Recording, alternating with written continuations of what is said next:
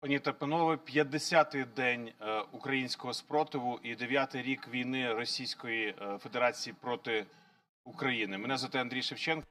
I'm Andriy Shevchenko, and on behalf of the Media Ukraine Center, I'm welcoming all the journalists who are illuminating our fight for freedom. And today we have Yulia Laputina, Minister for Veteran Affairs of Ukraine. Yulia, welcome. Yulia, could you please tell us what is the ministry now doing and what are your current priorities? Well, starting with the date we were established and starting with the beginning of the war of Russia in 2014, we have more than 400,000 participants of combat actions.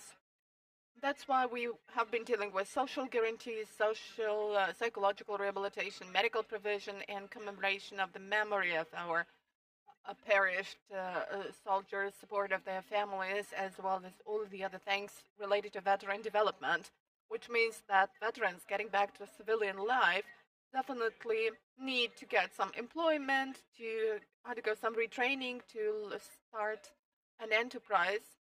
And of course, starting with the beginning of the war, we got the martial law, and now our ministry has a territorial unit in each region, and all the units joined the humanitarian headquarters and try to support both the family members of our defenders and civilians where it's possible. Also, we've been helping with evacuation from the towns and cities where were hotspots, but we also keep performing our main task because we understand that after our victory, we will have all the country of veterans, of defenders.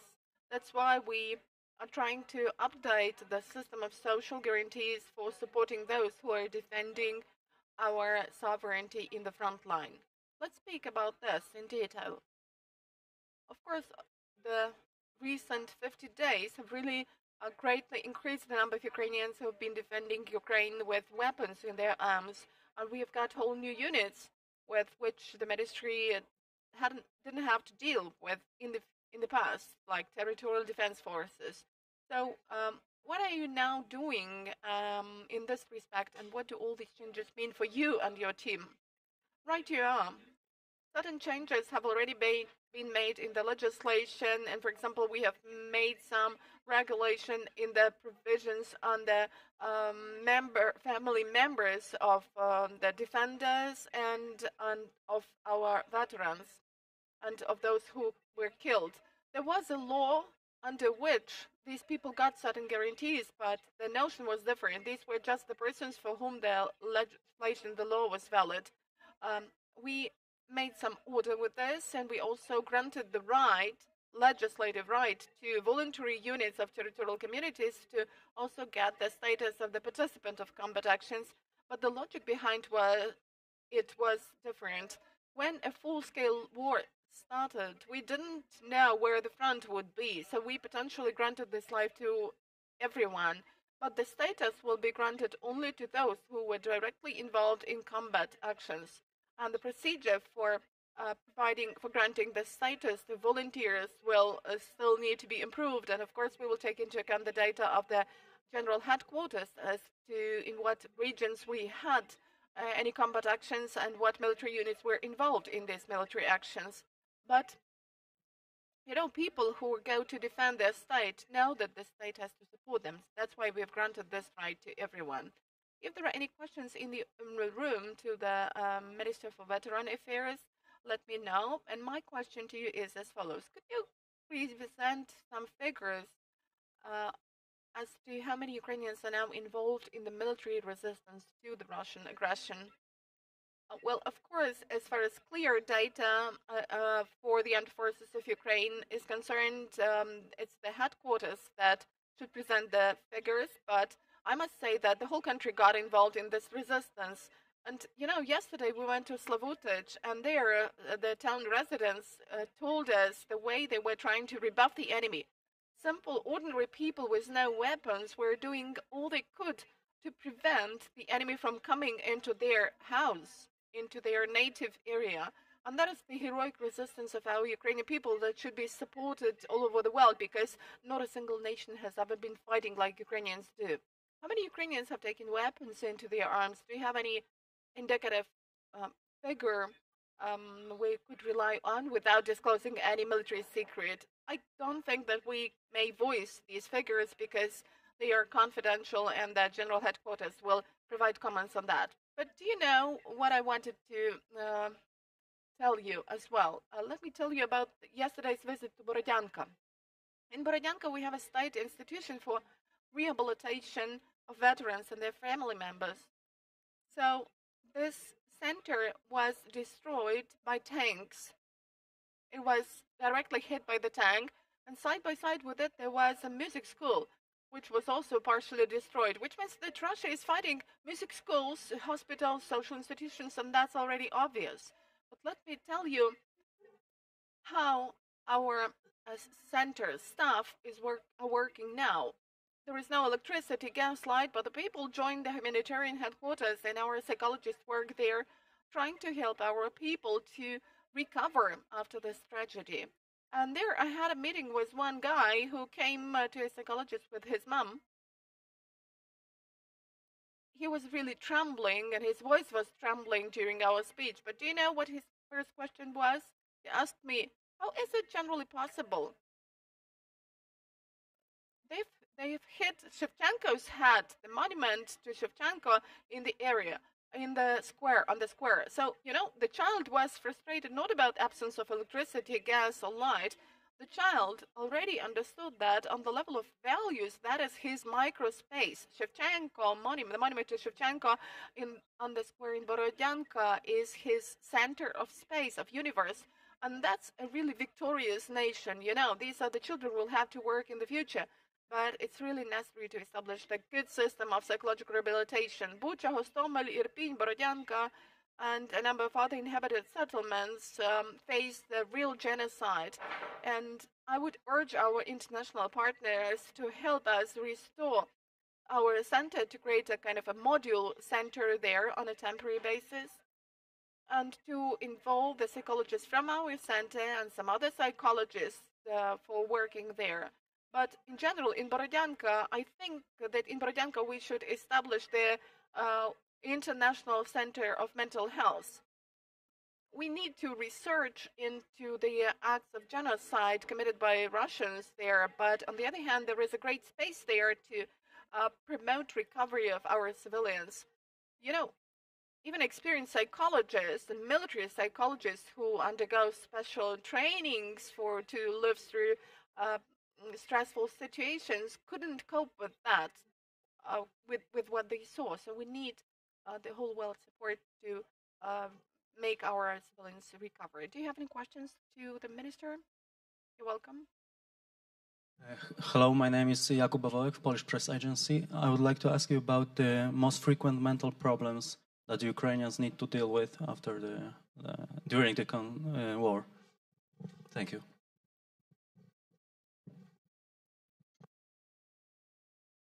Thank you for the question.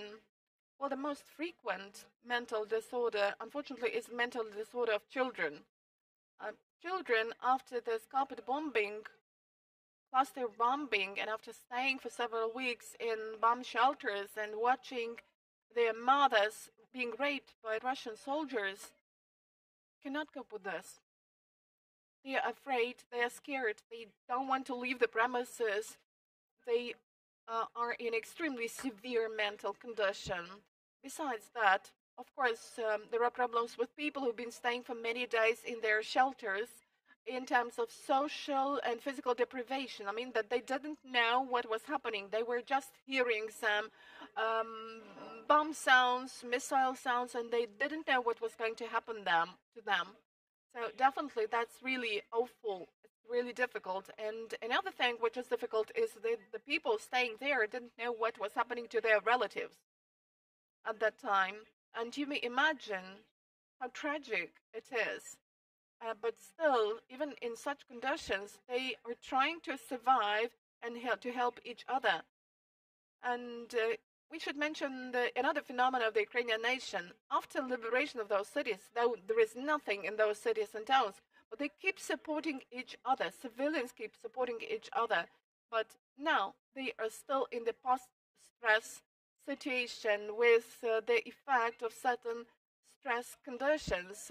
And what happens next after they experience this stress, and we will have post-traumatic disorders. So I think that we will need to support them, and the whole world will need to support them. And what share of Ukraine, what percentage of Ukrainians could we mention in terms of figures if we try to assess how many people were in combat areas, were under stress, and would require psychological rehabilitation? Well, first of all, we should take Kyiv, Kharkiv regions, Mariupol. We are all crying that people need help in Mariupol. I went on a business trip to Dnipropetrovsk region, and I had a meeting there with some guys from Mariupol with whom I had been communicating for many years because they had been helping the Ukrainian army and developing Ukrainian culture in Mariupol. So they stayed there for 3 weeks in Mariupol. They were cooking food and giving it to people, but then there came threats voiced to them, and they left. And they tell about really horrible things, what is under wreckage now. Let me also give another example from Borodyanka. The director of our Center of Psychological Rehabilitation stayed for 3 days on the chair close to the buildings where the corpse of her, the body of her dead sister and nephew were under the wreckage. So you may just imagine what kind of traumatization it is. All the residents are under stress now, but these specific stories really show us that Ukraine needs help for it to be able to protect the nation, not only in the military format, but in humanitarian format as well. Any other questions? Yulia, could you please tell us about a Ukrainian veteran? You have been dealing with the veterans Ukraine got over the first 8 years of the war, but now the scale and the intensity of combat actions have changed. So how have Ukrainian soldiers and Ukrainian veterans changed? Well, from the beginning of the war, a lot of volunteers joined this group, and the age group is from 18 to 65 years. These are healthy, sound people who had been working in different industries, and these are also professional military guys. And definitely, with the beginning of this large-scale war, we've got even more volunteers, which means that people used to work in their inhabited settlements, and they could be owners of some networks of restaurants, but now they are the heads or the members of territorial defense forces. We've got plenty of such cases. And you know, in The Hague, the Invictus Games are going to be launched tomorrow, and we will have our team there. Most of them are wounded soldiers who wanted to participate in The Hague over the recent years, but because of the pandemic, they couldn't do this. But now they have joined territorial defense forces. They've been fighting in their cities and towns for Ukraine, and now it was even difficult for them to pass a decision that they would leave Ukraine for several days because they wanted to fight, but we have told them that you are now the ambassadors of the truth about the war in Ukraine. And they have gone there, and we are proud of them. These are active people, wheelchaired people, also joined this team of territorial forces and armed forces of Ukraine. This really speaks volumes about the spirit of our nation. A veteran today is a highly motivated person, motivated towards victory. What do we need to do after victory? We need to support them in their development, because our parallel front is economic front, and the authorities of the state are really doing what they can for the economy to start developing again, and we need to integrate our veterans into the economic component of our development, for them to establish companies, to work towards our peaceful victory and restoration of Ukraine under the plan which is now being built by the government under the auspices of the President Ukraine Recovery Plan. Thank you. This has been Yulia Laputina, the Minister for Veteran Affairs of Ukraine. And our next briefing will start as 12:30, and we will have Vitaliy, head of Mykolaiv Oblast Military Administration.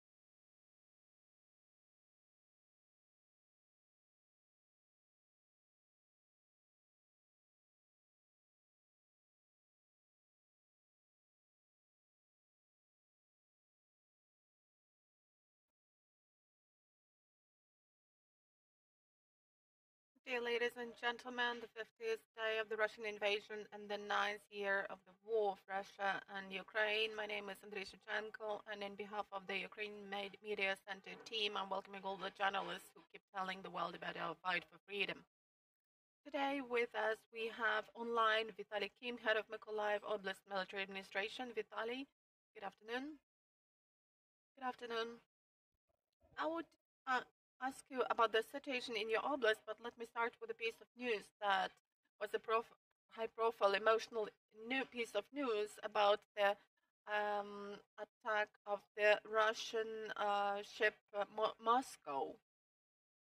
You are actually representative of the sea region, also in the war.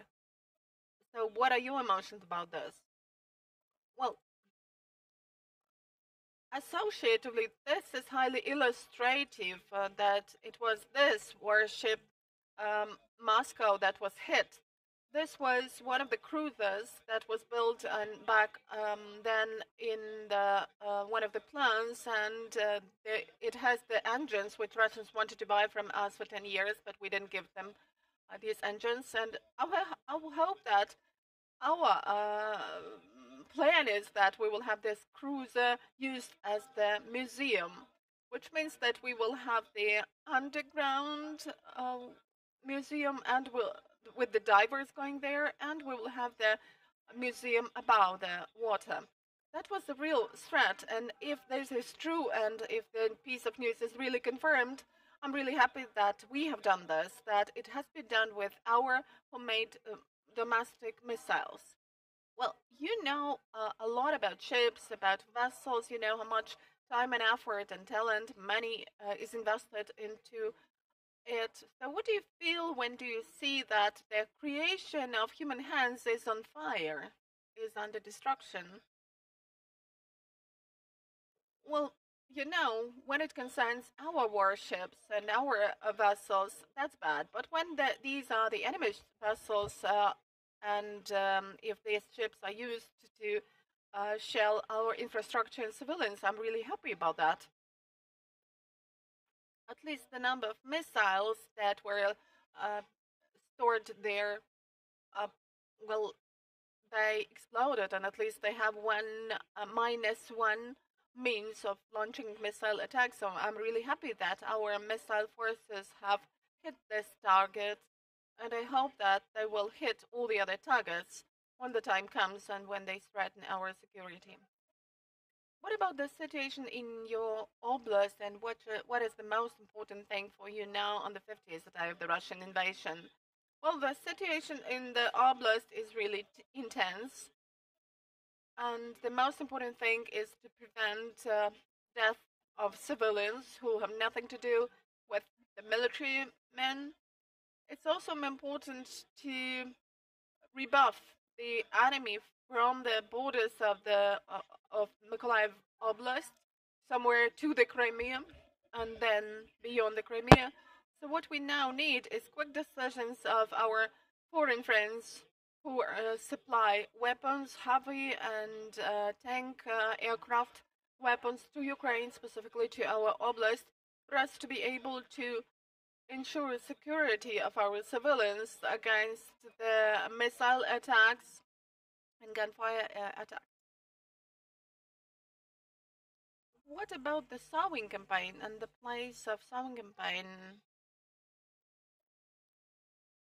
Well, it's difficult to tell this. I'm not the only one who is working here.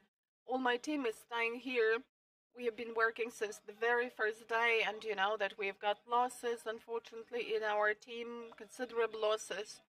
So we deal with all possible directions. We have some problems with logistics concerning closed sea and ports, but we do realize that we need to arrange this sound campaign, and people don't care about shells. They keep working, and our economic block really takes a lot of time. Is there any part of the economy of your oblast that has moved to other oblasts?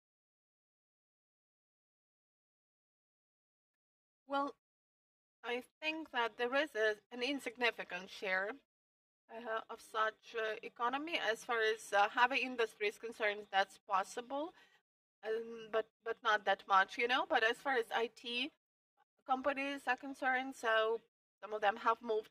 There are a lot of companies in the standstill, but large enterprises try to support their workers. Of course, the salary is lower and the working hours are lower, but still they keep working. The 50th day of the war is already a great path from the point of view of impressions, episodes.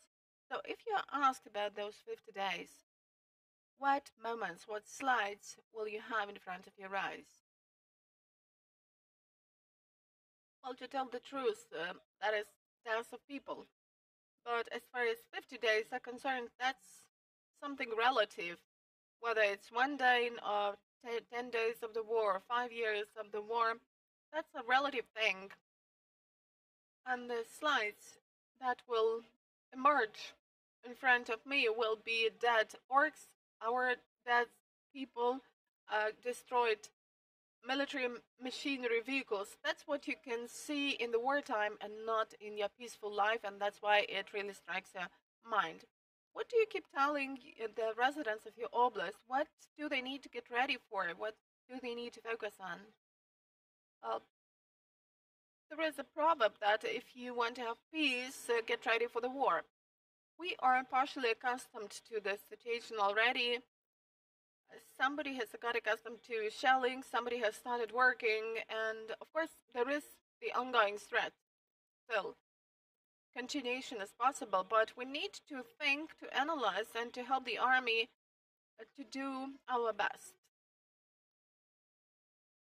in our own area of work. We need to work regardless of everything because that really adds some energy and confidence to our armed forces, and this will contribute to the rebuffing of our enemy. And here is another personal question. In Lviv, Ukraine Media Center is located in the brewery called Pravda, or the Truth, and they have already produced beer with several Ukrainian leaders, and you are here as well. Your image is here. So you've become a rather popular person, symbolic person over these recent couple of weeks. So first of all, have you tasted this beer? And generally, what do you think about this? What are your impressions and emotions related to that? Well, that is a nice marketing step. I have not yet tasted this beer, and I've not got any royalties from that. But I will definitely be happy to taste this beer, and only after that I will make conclusions. Vitaliy Kim, head of Mykolaiv Oblast Regional Administration. Thank you for our talk. Thank you. Thank you, dear journalists, and with you.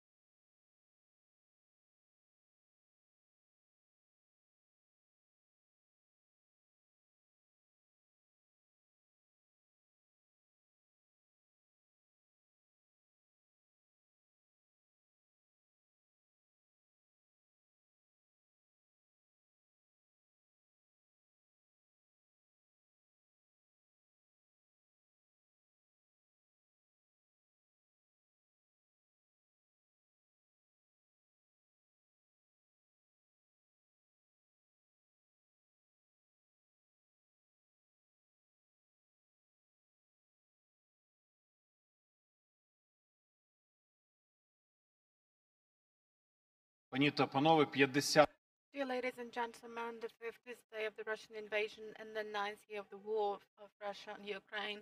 I'm Andriy Shevchenko on behalf of the Ukraine Media Center team. I'm welcoming all the journalists who keep telling the world about our fight from freedom.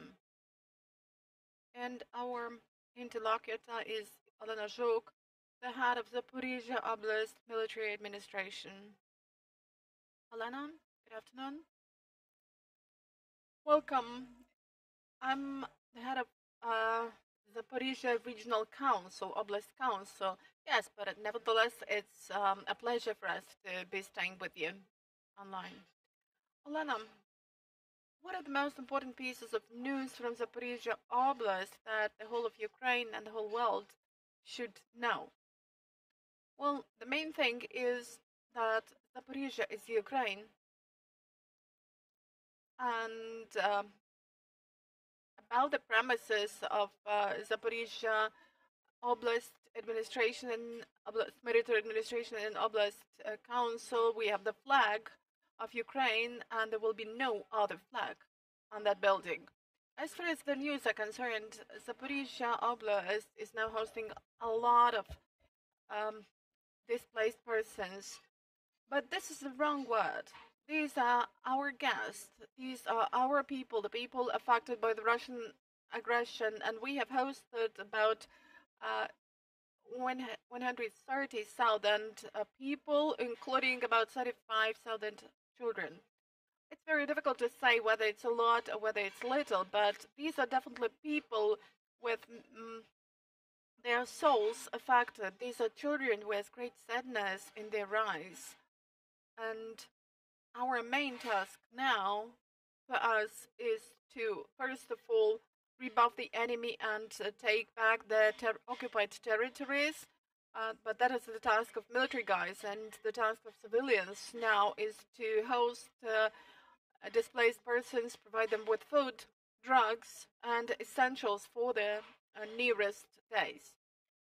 Let's speak about displaced persons, and let me explain it for foreign journalists that Zaporizhia Oblast in those days has become one of the key hubs, evacuation hubs, because the people who are now leaving Mariupol, Melitopol, Berdyansk have to go to Zaporizhia or close to Zaporizhia. So, Olena, please do help us to understand how many people are there, how many people are staying with you, and how many people are leaving Oblast and going further on. I've already mentioned that over the recent period we have hosted 130,000 people, including 35,000 children, and this figure changes in hundreds every half an hour. Currently, for today, we have planned 9 evacuation corridors within the whole of Ukraine, including humanitarian corridors in Zaporizhia Oblast. That's why today we expect the arrival of more people to our hub, and people keep coming to that hub. They get registered there, their documents are checked there, the first medical aid is provided to them, because these are mostly people with absolutely affected health status, I mean both physical and mental health. These people are given hot food, primary first medical aid, hot drinks, so everything that any person needs, first of all, after coming to the territory of our region. As far as how many thousands of people we are still going to have here, well, it's not a difficult question to answer, but I think that we may host about 200,000 more. Concerning the number of people staying in Zaporizhia Oblast, we have got information that about 80 or 85% of people coming to Zaporizhia Oblast stay there for 2 or 3 days, and then they move on. And I would like to mention that they move on not because they don't feel comfortable here or that we are hosting them and accommodating them in a bad way. No, we are really taking them as our fellows. But people are really scared, in particular people from Mariupol. You know, this is a separate story, because these are people with with scared children, with destroyed cars, with children who need to be given some emergency aid. We have had some cases with of children with injuries, with torn away legs or arms, and that's a lot of job. And the authorities of Zaporizhia and the regional authorities are trying to do their best, but anyway, the situation remains very complicated. We are really grateful to volunteers and to people who are not indifferent. We all live as one family in Zaporizhia Oblast, and we're trying to host those people who really feel bad. We have heard that evacuation of peaceful civilians, in particular from Mariupol, is obstructed very much, highly obstructed, and that came as a surprise even for international organizations working in Ukraine. What would be your explanation to that? Why is it so difficult to evacuate people from the Ukrainian south? Why has this evacuation from the Ukrainian south become a real humanitarian catastrophe? Well, you've been absolutely right about saying this, about these humanitarian corridors. There is only one reason behind that. That is the fact that Russians are not complying with any arrangements and humanitarian corridors and convoys. According to international rules, a humanitarian corridor, or rather the definition and the principles of humanitarian corridors determine the principles for arranging humanitarian corridors, but nevertheless invaders are firing at cars that are going along the routes of those humanitarian convoys. They block private cars and cars and buses with people who are being evacuated, and some humanitarian aid which is going to the occupied territories. And for several days, they are not letting people go beyond certain inhabited settlements. So I might tell you that really the terms of humanitarian convoy arrangement are not kept to. That's why, for example, yesterday we didn't have any humanitarian corridors.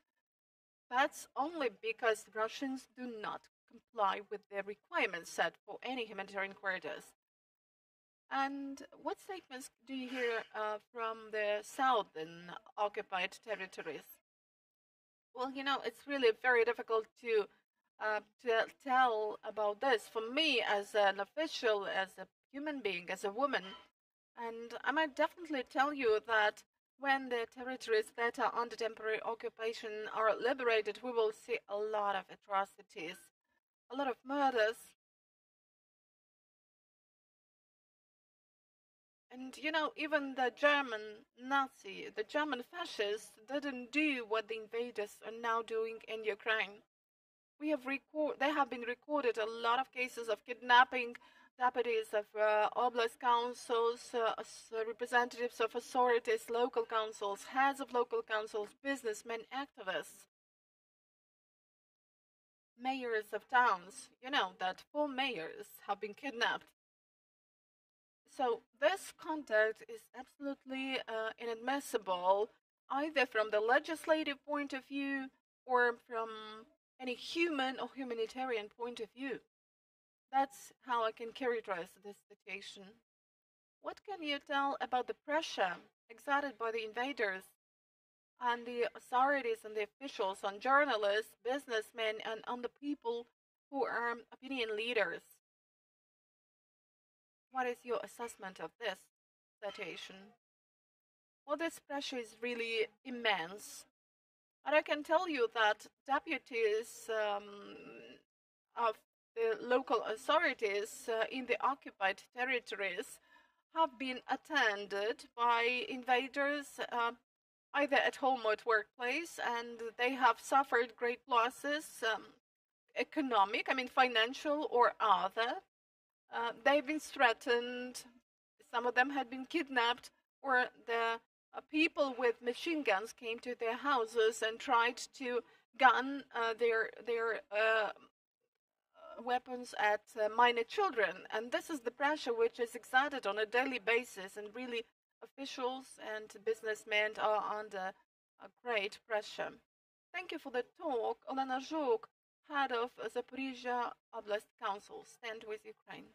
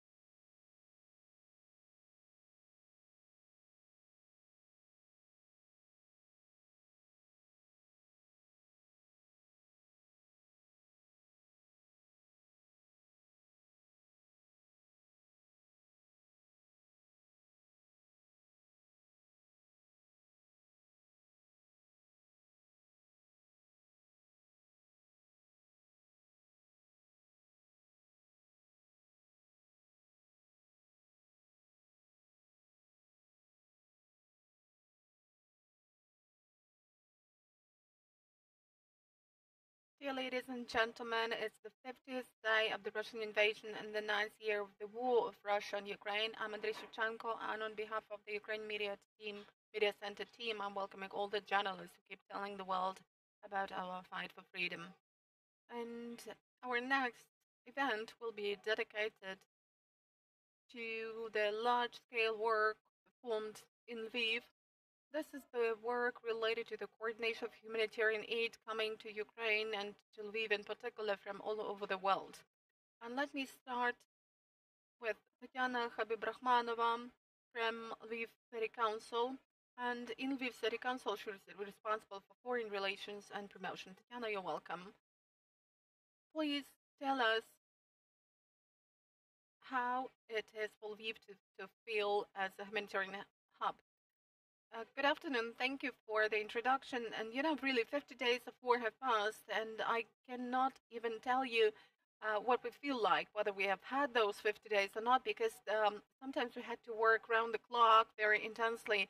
And since my work is related to foreign relations and cooperating with the partners of Lviv, I must tell that we really have felt the support, and we do feel the support of the international community and the world. Now, we feel that this is our common struggle. Jointly with the Embassy of Great Britain, long before the commencement of the war, we had been preparing the city for a possible force majeure.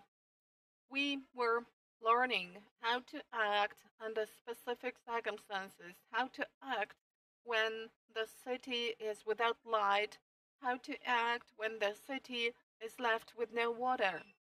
So, in fact, in a way, we were ready for what happened. When ambassadors started coming several weeks prior to the day the war broke out, talks started about what could possibly happen. And therefore, on the very first day of the war, when early in the morning we woke up, and our telephones were already read from calls coming from our foreign partners, from our foreign friends, from our partner cities and their city mayors. And there were only two questions asked: how are you and what do you need? How could we help you?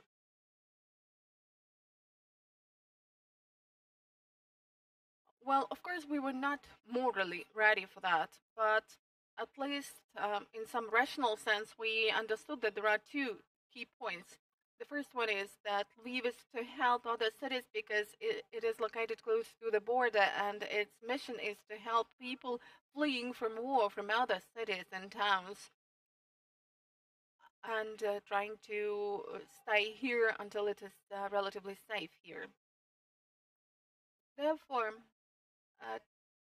taking this into account, our demand calls were ready. We had their developed list of essential drugs, of food for long-term storage with long shelf life, and for us to be able to send this food to the east. And also we had a list of the technical items like generators that are really extremely important in the east. And we developed our demands and our calls for our partner cities on the basis of these lists.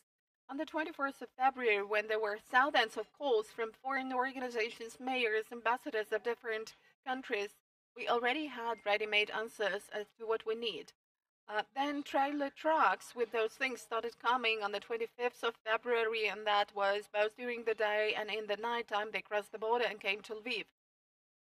In fact, the response was really instantaneous.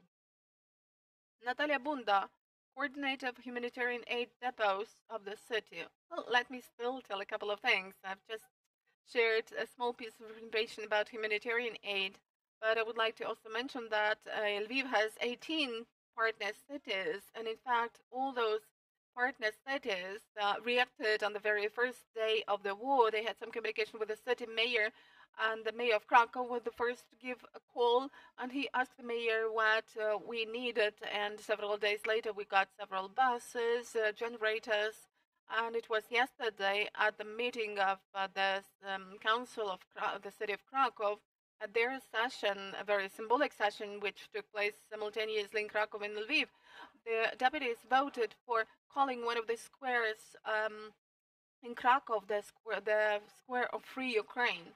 Also, the meeting of the mayor of Kanas to Lviv was also symbolic. That was the first public mayor's visit. And even when the city was sending humanitarian aid to us, transferring this aid to us, Mr. Sadovay, the mayor of Lviv, mentioned that even Mr. Macron could follow the example of this mayor of Kanas. The mayor of Nuremberg yesterday announced that their council decided to give 200,000 euros for the humanitarian needs. This will be the money given to Lviv. And there are a lot of examples like this, but I still have a lot of things to share. We may continue in the format of individual interviews after the end of this briefing. And now let me invite Natalia Bunda, coordinator of humanitarian aid depots of the city of Lviv from Lviv City Council. Natalia, so what does the humanitarian infrastructure now look like in our city? Well, let me start with saying that, in fact, Lviv has been known both in Ukraine and abroad as a cultural hub, cultural center of Ukraine, the cultural capital of Ukraine. And now we have also become the humanitarian capital, the humanitarian hub of Ukraine. And that presupposes great responsibility because we really get all those tens of goods and trailer trucks from our city partners, international organizations, and people who are willing, due to sympathy and empathy reasons, to help us. And our task is to allocate this to all our cities, to distribute it. We've got 170 trailer trucks, which is 4,300 tons. And 80% of all these things have been sent to other Ukrainian cities, towns, villages, urban villages. We work directly with city council, village council, urban village councils, the armed forces of Ukraine. And in this time of pain and atrocities, we have great communication with all our towns and cities because we communicate both with city mayors and their representatives and their deputies or the representatives of communities. We send freights to hotspots, and we sent it to Kyiv when it was under shelling. We sent it to Odessa, Mykolaiv, Kharkiv, and also to small towns and small villages in Chernihiv, Dnipropetrovsk, Kharkiv regions, to the communities with about 1,000 people who also host displaced Ukrainians and who address us for help. Since the largest requests come for food, drugs, nutrition for children, clothes, shoes, and everything related to that. And since we are assisted by our European partners and Canada and the US, we've got military ammunition, and we also helped our armed forces. So thanks to all this, Lviv really has become a humanitarian hub. We have the city humanitarian headquarters, city depots, but also a lot of cultural institutions and different profile institutions, regardless of their subordination, as well as NGOs and private businessmen, are also dealing with receipt of humanitarian aid from abroad and also keep sending this humanitarian aid to the territorial communities which are in need of them. Let me also invite Valery Stepanyuk. Valery is the deputy of the town council of Irpin, close to Kyiv. Irpin, which has become a space for highly intense actions, combat actions, and it has become the city which is a symbol of humanitarian catastrophe, rather a town. Valery is staying in Lviv, and he joined in the work of humanitarian initiatives and humanitarian headquarters here.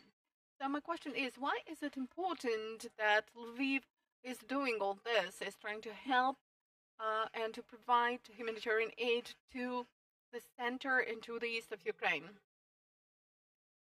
Well, you know, It's a rhetoric question. It's the same as you asked, why is it important to breathe or to get some food? It's like Lviv is providing a gulp of fresh air to the towns which have been under occupation. Well, those of you who have been there, who imagine how this was happening, will realize that we don't have anything. Houses have been destroyed, and these people can survive only out of humanitarian aid. I'm your colleague. I'm also a journalist by profession, and my last position, actually, it's my current position, head of the information department of Hostomel Urban Village Council. It was in Hostomel that the first shots were heard, and the war started. I was in Hostomel back then, at the period when they were trying to invade the airport, to take the airport, and when there was an attack of Russian helicopters, and when all this destruction started. That happened on the very first day of the war, and starting with this first day of the war, I've been in the epicenter of the events. And when there appeared a threat that Irpin would be invaded, I work in Hostomel and I live in Irpin, then the combat action started in the street where I live. Before that, there was shelling of residential quarters, though we don't have anything but for private houses there. But they did it with their grats, and I have one of the shells that did not explode in my yard, and the windows were broken. That happens on the 5th of March, and we understood that it was really dangerous to be staying there. So me, my wife, and my dog moved to Lviv, since I'm actually from Lviv. I used to live in Lviv, and right back then, I got acquainted with the first deputy of the city mayor, who referred me to Natalia, and I came to understanding, to an agreement with her as to what Irpin now needs. And since that day, trucks with food, clothes, blankets, and all the essential things have been going to Irpin, to Hostomel, and I'm coordinating these supplies. And not to waste time when these trucks are empty, me and my wife just come to the depots located in Zelena Street, and we do the packaging of all those things, and we help with whatever we can to express our gratitude to Lviv for the help provided to my native land, though I'm actually by origin from Lviv. And what is the most essential need now in Irpin, Hostomel? What do people lack the most? Well, they lack the least the faith in our victory. Nobody ever argues that we will win, but all the other things are really the things that people lack, like clothes, now also building materials, food. So everything needs to be brought to those places.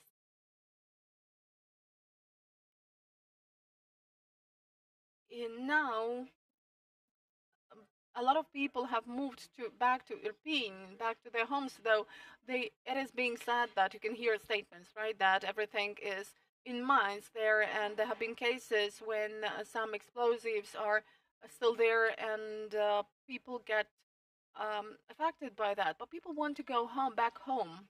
I was lucky, because the house where I live doesn't need major repairs.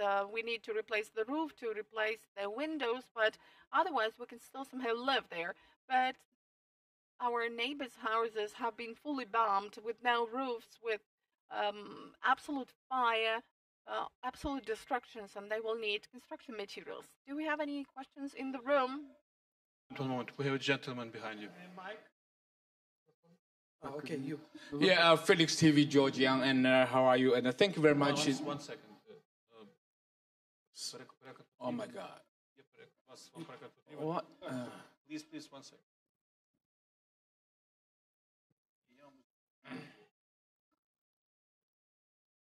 You're right, because Phoenix TV, Georgia, and thank you very much for your hard working and keep these cities maintained food transportation here is very large. I can feel that during the wartime.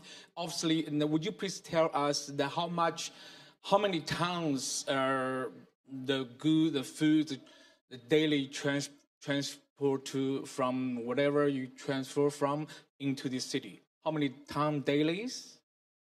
Do you have a number? Пані Наталя? До Львова це не до мене. Well, as far as Lviv is concerned, so it's a question addressed not to me, right? So I can tell you that over 50 days of the war, we have got 170 trucks, which is 3,400 tons of humanitarian aid. On average, we can't have any daily figure. They differ. You know, at the beginning of the war, it could be 5 or 6 trailer trucks a day, but now, for example, there may be 1 trailer truck. And let me also express my gratitude for what we are given, because we really appreciate that, and we really appreciate that support. And it helps our people survive and keep living in this difficult period of time. But I would also like to address people and ask them to provide more humanitarian aid, because now there is a decline, a downward tendency in terms of the amount of humanitarian aid. You know, Lviv already has a very well established network with all the regions of our country, and we are very much willing to sustainably perform the role of humanitarian hub, but we need the support from our partners, from our foreign colleagues. Please do make those supplies. We need them badly. And I would also like to express my gratitude to people, to the volunteers who provide for the activity of our depots from morning till night, who get this humanitarian aid sorted out. You know, it's tremendous work, and these are great people ready to work round the clock, 24 hours a day. And these are also the people who are not only from Lviv, but you can see Valery here. So these are also people who have come to Lviv from other cities and towns, and they join in this work. And I would also like to express my gratitude to the people on that side. I mean, the people from the receiving towns, because it's also a tedious process of communication, which we need to supply humanitarian aid from Lviv to the recipient cities, towns, villages. We come to learn each other. We come to know how to learn how to communicate, how to be a strong nation in such tough period. Please, I just want to clarify the number. That's in your interest. Okay, thank you. Я правильно розумію, що це число... So, but this is the figure only for the operations the Lviv City Council is responsible for. The figures that you have heard. Reflects only the operations which are tracked by the Lviv City Council. That means that there are plenty of other major logistical operations done by other NGOs, charity foundations, that go through the city of Lviv or through the wider Lviv regions. So we are talking about major additional number of operations which are conducted independently from the Lviv City Council. Yeah, obviously. Please do your follow-up question. Yeah, okay. The question is, because we heard about the Russian will start attack supply line from this cross-border between Ukraine and Poland, and because the supplies seems like very quite large. Do you worry about the Russian attack civilian supply transportations?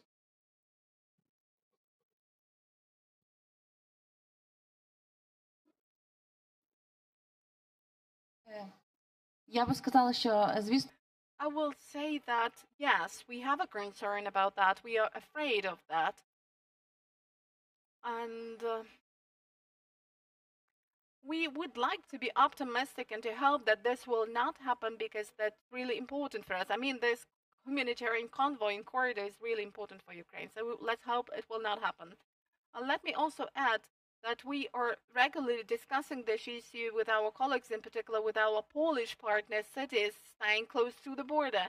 And this is really a very serious issue, and there are concerns about that, but nobody knows how it will happen. But we need to be ready for everything, and we discuss these issues on a permanent basis.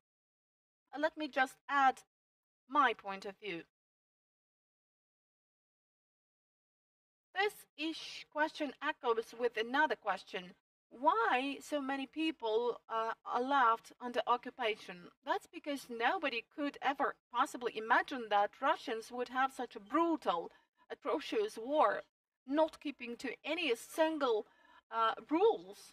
People thought that, well, okay, occupation, Russians will come, but Russians are not animals. They will not kill, they will not torture. They will not destroy humanitarian convoys, but it appeared that was wrong. These are not people. These are inhumans. It's either kind of a dead-end branch of civilization or some other form of living, of existence. Any other questions? Andrei, volunteer. Good afternoon. Natalia, that is a question to you. Please tell us, how is the work of the city headquarters organized with our local schools where displaced persons are located? So do you have this work arranged? Thank you, Andrei, for the question. It's a really relevant question as well, because some part of the humanitarian aid coming to us is redirected to meet the needs of Ukrainians who come to our city as well. And on average, in the city, we have about 200,000 Ukrainians who have come from other cities, villages, towns, urban villages, and they also need drugs, food, essentials, hygiene items, clothes, and they get all this from our depots. We get regular demand collections, so the list of what they need from the places of accommodation of such people. We have about 300 of them, and we try to meet their needs through our humanitarian aid. So this is a rather well-established communication process, and that starts with the request coming for towels, blankets, and the list is finished with them. At the end of the list, we have some toothpaste, toothbrushes, and the basic things, the essentials. We used to have a lot of clothes, and in fact, nobody needed clothes, but now there is also the need for clothing because the new season has come. It was winter, now it's spring, and people normally came to our place just with a small rucksack and with winter clothing, but now they need some other clothes. Also the toys for children and clothes for children, and we try to meet the needs of the people who have come to Lviv in that. I've got several questions. Do you have any figures about the number of volunteers who have worked in the headquarters? And the other question is, how can communities address you? How does this chain, community and Lviv work? Well, according to our estimates, all in all, we have been working with about 1,000 volunteers. These are volunteers working at depots, the volunteers helping us to communicate with schools and other locations to meet the needs of people, also to communicate with other cities, towns, also the volunteers who do the sorting, packaging, shipment, and this is about 1,000 of people, and I would say that this is a rather high figure. Another question was about communication. And the communication with other cities, with other inhabited settlements, happens in the following way. We get official requests from them in the name of our city mayor, with the list of needs, with contact data, and with the details of how this humanitarian aid will be allocated there. And then we process every request. We see what we have at our headquarters or at our depots. And you know, over these 50 days of the war, we have got 210 requests, we have processed them, and we have sent about 190 packages, and I mean not packages, but different containers with different volume. And we really try to consider every request, and we find at least the things which are available at our depots and send them. But even if we currently don't have the things needed, we try to address other volunteers, other partners to really meet the needs of everyone. And here is another question. What is the hottest item in those lists now? Well, food comes as number one, and drugs come as number two, or it may be vice versa. If we speak about hotspots, these could be, of course, different blood-stopping medicines or hygiene items, which come as number three. Then nutrition for children and clothes. Also, quite often we are asked for bottled water because it's difficult to bring water to some towns. I mean, fresh water, and that's why the request for fresh water often comes to us. These are the basic things. Any other questions? I've got the last question for today. We have heard about this touching initiative of organizing an exhibition of children's drawings sent from the entire world together with humanitarian aid. So could you comment on this? Well, these drawings, these pictures have been collected over this period of time in different humanitarian crates. Sometimes we unpack the boxes and there is a drawing there, like with the flag of Ukraine and the flag of Spain, and there is an inscription there, "We believe in you, we trust in you." And you know, I've got butterflies in my stomach when I see this, because I've got an impression that the children are passing a share of their emotions, a share of their love and empathy to us through those drawings. And quite often we've got some labels on the boxes where it's written, "Ukraine is above all." And there are a lot of things that are written in Ukrainian. Probably that person has never written in Cyrillic letters, not let alone in Ukrainian. It's a kind of a drawing of letters, you can see this, but they do this for us to feel pleased. What about the very exhibition? Through the exhibition, we would like to convey the message to Lviv residents and to show that we get humanitarian aid not only in the form of food, hygiene items, but we also get the emotions of people. The exhibition will be right at the entrance on the square, and for every of us, that will be a reminder of the fact that different countries keep supporting us.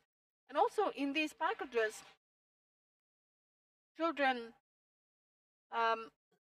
insert these drawings or these envelopes into some soft toys, some little bear, teddy bear, or some other things. And so they do this with emotions, or they write the dows, they draw the dows of victory there.